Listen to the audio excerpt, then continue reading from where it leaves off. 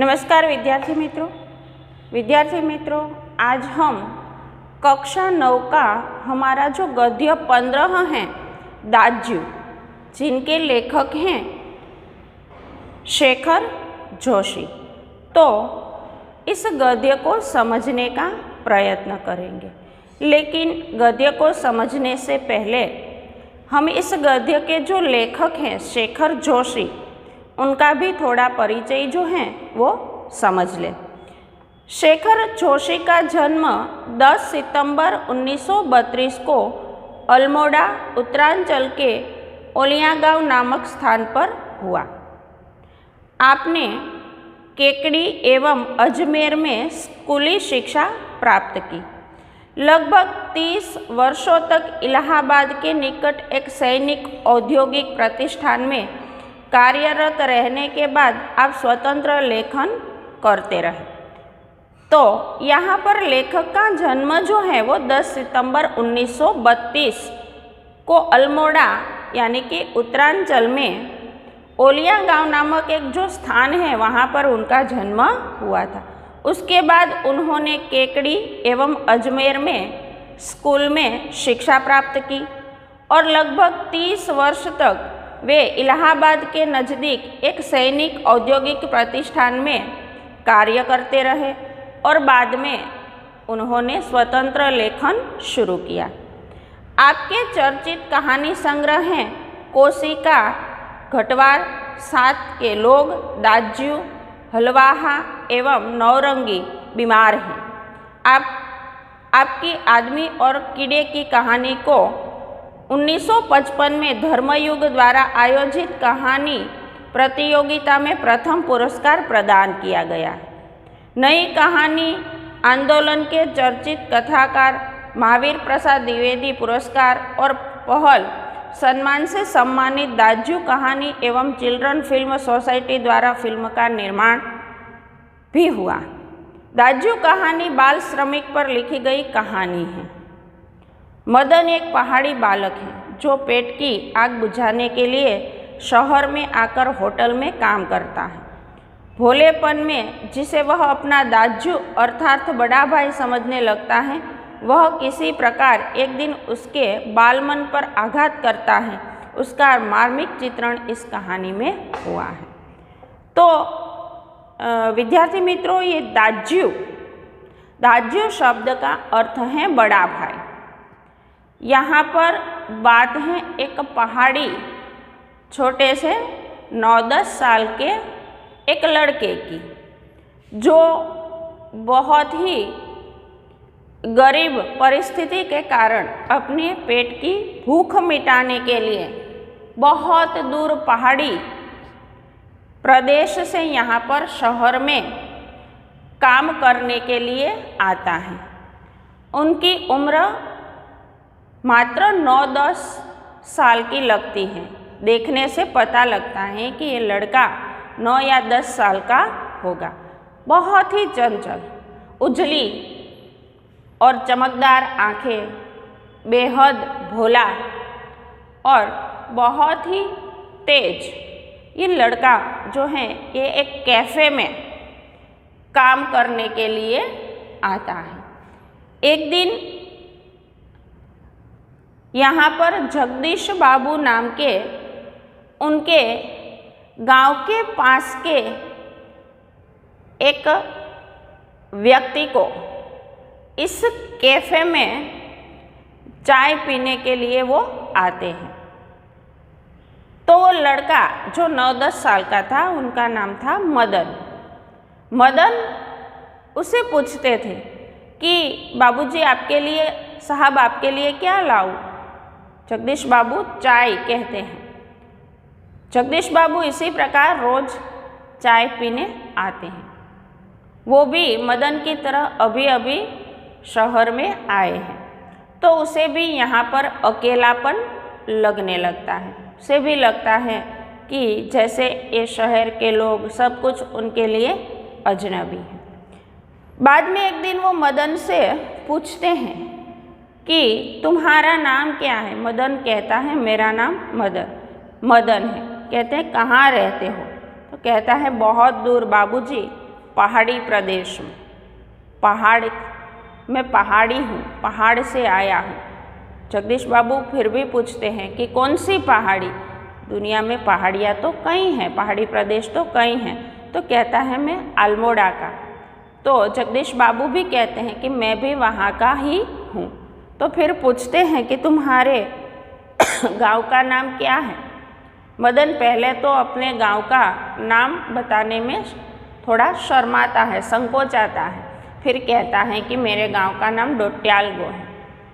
तो जगदीश बाबू कहते हैं कि मैं भी वहाँ के पास के ही गांव का हूँ। फिर दोनों के बीच एक प्रकार से रिश्ता जुड़ जाता है और मदन उसे अपना बड़ा भाई यानी कि दाजू कहने लगता है। धीरे धीरे मदन बाबू जो हैं, धीरे धीरे जगदीश बाबू जो हैं वो इस शहर के पहचानने और शहर के कई लोगों से अपनी पहचान जो है वो बना लेते हैं। और बाद में जब मदन, अब उसे ये शहर भी अजनबी नहीं लगता, लेकिन बाद में जब मदन उसे दाजू दाजू बुलाने लगता है तो उसे लगता है कि जैसे उनकी प्रतिष्ठा पर आघात हो रहा है। अब दाजू शब्द उसे अच्छा नहीं लगता। उसे लगता है कि ये तो ऐसे लोगों की पहचान है जो पढ़े लिखे न हो, अनपढ़ हो। उसकी अपनी खुद की एक इज्जत है, उसे साहब कहकर बुलाना चाहिए। और ये जो मदन उसे दाजू दाजू बुलाता है वो उसे पसंद नहीं आता। लेकिन फिर भी मदन को तो इसके बारे में पता नहीं था। तो एक दिन जब जगदीश बाबू कैफ़े में चाय पीने आते हैं तो मदन उसे कहते हैं कि बाबूजी आपके लिए क्या लाऊं? तो जगदीश बाबू उन पर गुस्सा हो जाते हैं और कहते हैं कि ये क्या दाजू दाजू लगा रखा है? किसी की प्रेस्टीज का तुम्हें पता है या नहीं? यानी किसी की प्रतिष्ठा की तुम्हें कोई परवाह है या नहीं? अब बेचारा छोटा बच्चा था, प्रेस्टीज का अर्थ तो समझता नहीं था, फिर भी उसे इतना तो समझ आ ही गया कि जो कुछ कहा वो अच्छा नहीं। और तब वो इतना उनसे खफा हो गया कि उनके जो मालिक थे उनके पास से सिर दर्द का बहाना करके वो अपने कोठरी में चला जाता है और वहाँ पर खूब सिसकियाँ भर भर कर रोता है।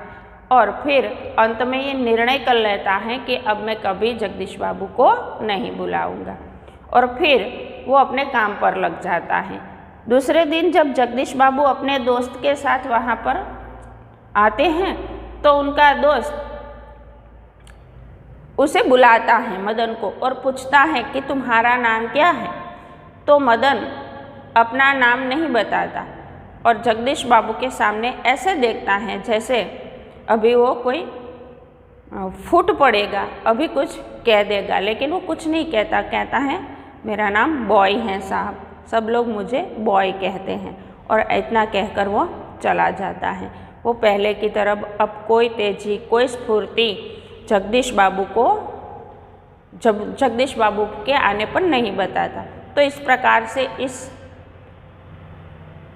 जो गद्य है उस गद्य में किस प्रकार से, इस कहानी में किस प्रकार से एक पहाड़ी बालक है जो पेट की आग बुझाने के लिए शहर में आकर एक होटल में काम करता है, भोलेपन की वजह से अपना दाजू अर्थात बड़ा भाई शब्द जो हैं वो किस प्रकार उनके बालमन पर आघात करता है, उसका मार्मिक चित्रण इस कहानी में हुआ है। तो यहाँ पर जगदीश बाबू के शब्दों का उस कहानी के जो छोटा बच्चा है मदन, उनके मन पर कितना गहरा प्रभाव पड़ा है उसका यहाँ पर मार्मिक ढंग से निरूपण किया गया है। चौक से निकलकर बाईं ओर जो बड़े साइन बोर्ड वाला छोटा कैफ़े है वहीं जगदीश बाबू ने उसे पहली बार देखा था। तो चौक से निकलकर बाईं ओर जो बड़े साइन बोर्ड वाला छोटा एक कैफ़े है वहीं जगदीश बाबू ने उसे पहली बार देखा था। गोरा चिट्टा रंग, नीली शफाफ आँखें, उनका रंग कैसा था? गोरा चिट्टा था। और नीली शफाफ यानी कि उजली चंचल उनकी आँखें। सुनहरे बाल और चाल में एक अनोखी मस्ती पर शिथिलता नहीं। उनकी चाल में एक अनोखी मस्ती थी पर शिथिलता बिल्कुल नहीं थी। आलस्य, शिथिलता यानी आलस्य, तो उनके मन में आलस्य बिल्कुल नहीं था। कमल के पत्ते पर फिसलती हुई पानी की बूंद की सी स्फूर्ति। जिस प्रकार कमल के पत्ते पर कोई पानी की बूंद हम गिराएं और जिस प्रकार से वो फिसल जाती हैं, जिस स्फूर्ति से फिसल जाती हैं, उसी स्फूर्ति से मदन जो हैं वो चलता था। उनकी चाल में उतनी स्फूर्ति थी। कम आँखों की चंचलता देखकर उनकी उम्र का अनुमान केवल 9-10 वर्ष ही लगाया जा सकता था। तो उनकी आँखों की जो चंचलता है उसे देखकर लगता था कि उनकी उम्र मात्र 9 या 10 साल होगी और शायद यही उम्र उसकी रही होगी और शायद उनकी उम्र यही रही होगी 9 या 10 साल। अधजली सिगरेट का एक लंबा कस खींचते हुए जगदीश बाबू ने कैफे में प्रवेश किया तो वह एक मेज पर से प्लेटें उठा रहा था और जब वे वापस ही कोने के टेबल में पर बैठे तो वह सामने था। अधजली सिगरेट का एक लंबा कश खींचते हुए जगदीश बाबू ने कैफे में प्रवेश किया। कैफे यानी चाय पीने का जो स्थान होता है, चाय या नाश्ता। तो वो कैफे में जाते हैं तो ये जो मदन है, ये मदन मेज पर से प्लेटें उठा रहा था और जब वे पास ही कोने की टेबल पर बैठे तो वो अचानक उनके सामने आ गया, मानो घंटों से उनकी उस स्थान पर आने वाले व्यक्ति की प्रतीक्षा कर रहा। ऐसा लगता था मानो कई घंटे से वो इस स्थान पर कोई आने वाले व्यक्ति की प्रतीक्षा कर रहा हो, मतलब इंतज़ार कर रहा हो। वह कुछ बोला नहीं, कुछ भी नहीं बोलता। हाँ, नम्रता प्रदर्शन करने के लिए थोड़ा झुका और मुस्कुराया भर। वो पहली बार कुछ भी नहीं बोला था। हाँ, नम्रता दिखाने के लिए पहले थोड़ा झुका और फिर मुस्कुराया था, पर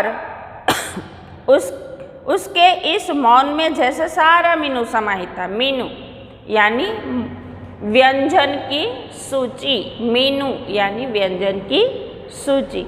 लेकिन जैसे वो मुस्कुराया, उसकी इस मुस्कुराहट में ही जैसे सारा मेनू, व्यंजन की सारी सूची उनमें ही समाहित थी। सिंगल चाय का ऑर्डर पाने पर वह एक बार पुनः मुस्कुराकर चल दिया और पलक झपकते ही चाय हाजिर थी। जगदीश बाबू ने मदन को सिंगल चाय का ऑर्डर दिया, एक चाय लाने के लिए कहा। जैसे ही उन्हें चाय का ऑर्डर दिया, वो एक बार फिर से हंसता है और हंसकर चल देता है और एक पलक झपकते ही कुछ ही क्षण में वो चाय लेकर फिर उनके सामने हाजिर हो जाता है।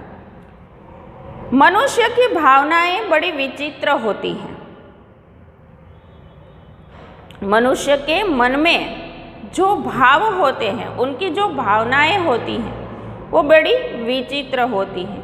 निर्जन एकांत स्थान में निसंग होने पर कभी कभी आदमी एकाकी अनुभव नहीं करता। मनुष्य कभी कभी ऐसा होता है कि मनुष्य निर्जन एकांत स्थान में निसंग होने पर भी, मनुष्य निर्जन जहाँ पर कोई व्यक्ति न हो, ऐसा एकांत जहाँ वो बिल्कुल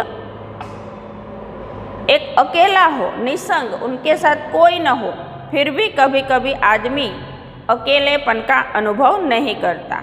लगता है इस एकाकीपन में भी सब कुछ निकट है और वो अकेले होते हुए भी ये महसूस करता है कि सब कुछ मेरे पास है, कितना अपना है। परंतु उसके विपरीत कभी कभी सैकड़ों नर नारियों के बीच जनरवमय वातावरण में रहकर भी शून्यपन की अनुभूति होती।